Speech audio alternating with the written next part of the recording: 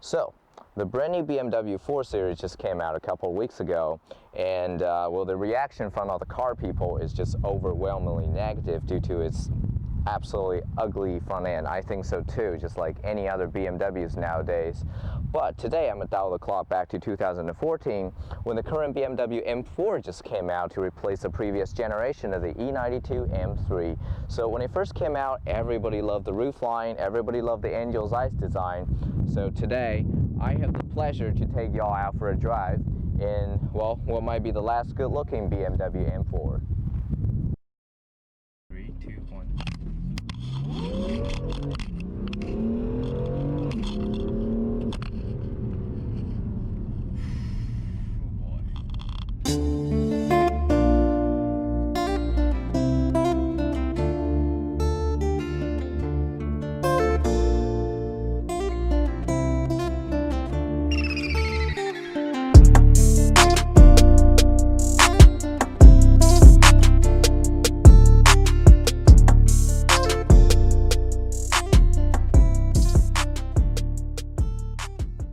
Well, anybody that knows anything about performance cars knows what BMW M badge means. I mean, they mean business. They're fast, extremely fast.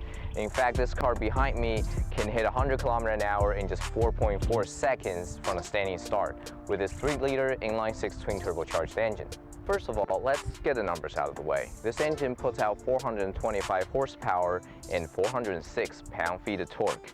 And in my opinion, that is a lot of power to go through the car's rear wheel. To start off with, I won't be talking about any interior feature of this car because if you want to know what the interior looks like, literally just go to any BMW dealership or just go on your street. You can probably find a 3 Series somewhere. Overall, that's one of the best-selling BMWs out there. Just look into its windows. Whatever it looks like in there, it's going to look the same in this car as well.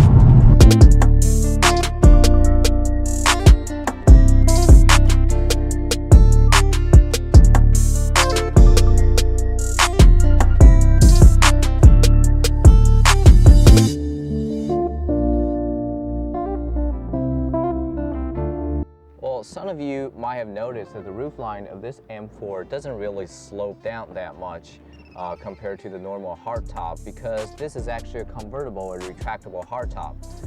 What it means is that it pretty much means this car is going to be a little bit heavier than the normal M4, and the chassis rigidity is going to be reduced compared to the normal M4. But to be honest, I doubt that I'll feel any differences out here on the road. Before I jump in and drive this car, let's talk about BMW's performance lineup a little bit first. First, we have the golden standard, that is the BMW M3, and the smaller version, which is the BMW M4. And obviously, we have the extremely luxury GT Cruiser, that is the BMW M8. But my question is, where does this car really stand? In my vision, the M3 is definitely going to be the more sensible choice here because of the fact the car actually got 4 doors, and the M2 is a bit more affordable. But imagine if you're young and you want to drive one of the best performance BMWs out there, but you only want 2 doors because we all know less the door, cooler the car. And at the same time, you also enjoy the blue sky as well. In this case, I feel like this M4 convertible is the choice to go with. However, if you're a maniac that just want to go crazy fast, especially on the track, well, you might want to take a look at this instead.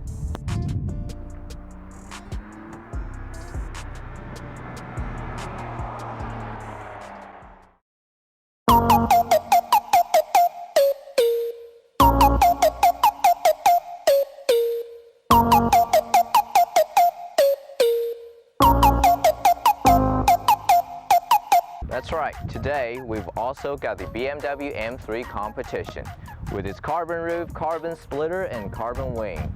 You know it's a serious track machine when it's got all these carbon wrapped around it, and BMW also gave it more horsepower and a set of really cool looking rims. Underneath this one's hood, it's the same 3-liter inline-6 twin turbocharged engine, but tuned to have 450 horsepower instead, and even a lot more torque, peaks at 443 pound-foot. Well, but the choice today is obvious. Sunny day, open road, blue sky, we're taking the open top for a spin.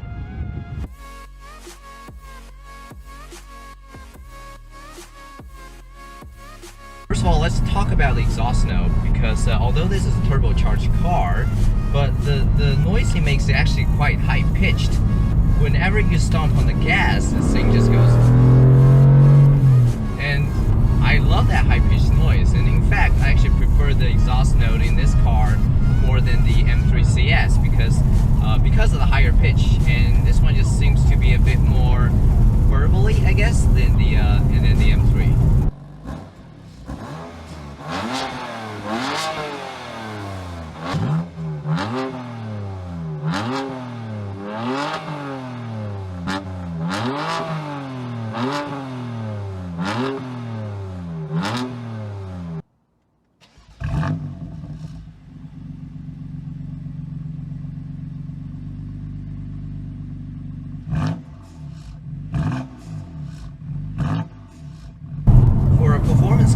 I would say the usability is actually really good. It's got plenty of cup holders and everything is at where you expect it to be, really. The iDrive system works flawlessly. It gives you all the information you need while you're driving. Something BMW was able to achieve is with this bucket seats actually combine comfort and support. There's plenty of side-to-side support, but also at the same time, I don't mind sitting in these things for hours and hours just on a really long road trip. This car also pulls very hard as well. I mean, it's what you'd expect from a car with 225 horsepower, right? For example, if I'm going around 60 right now and I'm in 4th gear, I just go down 2 gears, 2 seconds. Yes, the thing is very fast. Watch. Oh my god.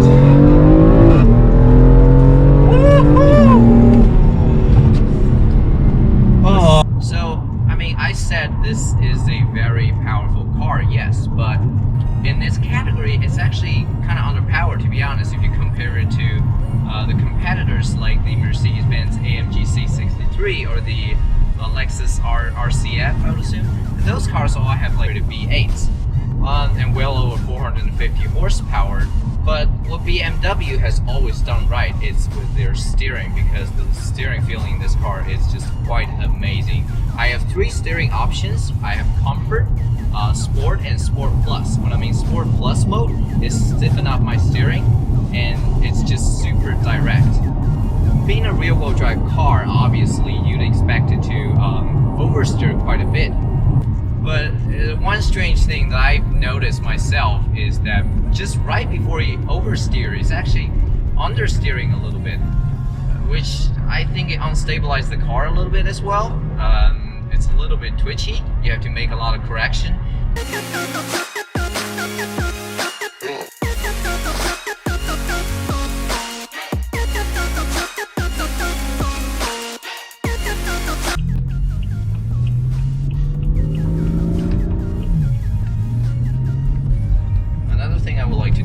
Is the suspension, because being an Ultima Sports sedan, that's what I would call it, you'd expect the suspension to be quite stiff.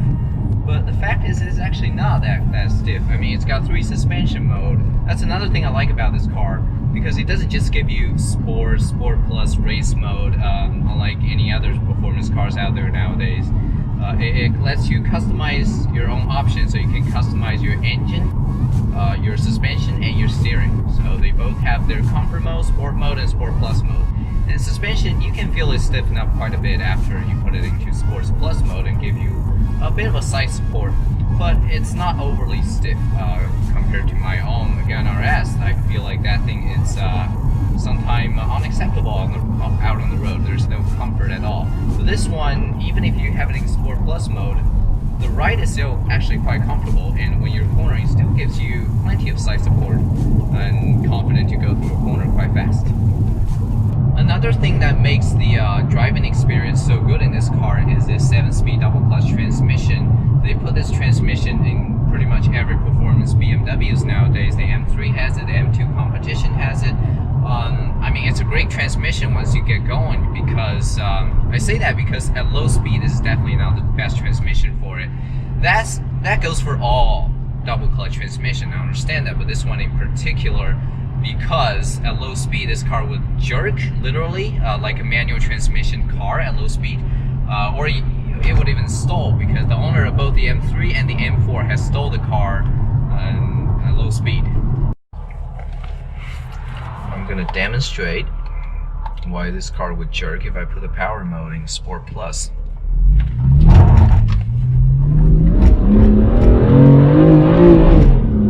This is what would happen in first gear. It feels just like a really bad manual transmission driver.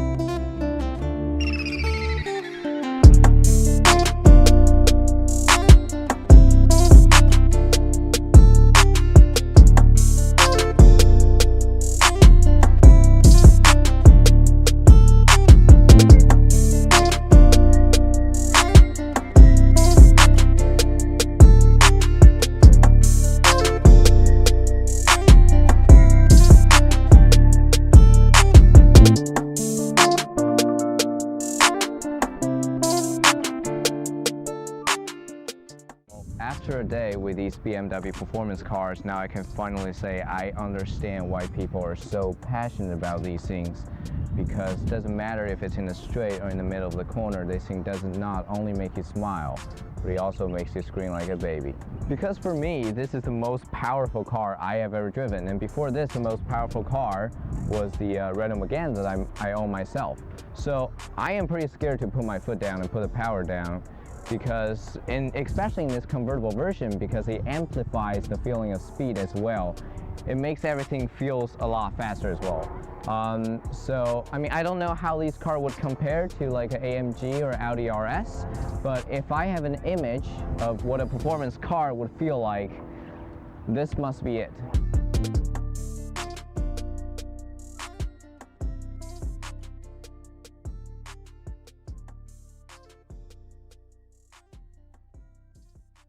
Underneath the hood, it's the same 3-liter.